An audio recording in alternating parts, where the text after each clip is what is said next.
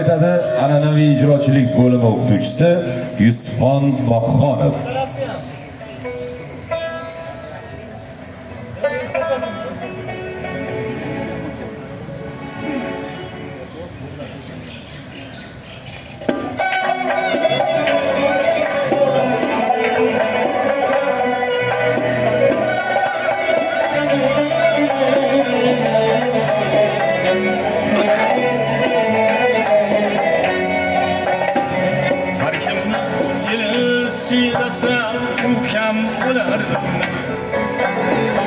Har kimni yeli siylasa ukam bo'lardi. El saylagan azizu mukarram bo'lar.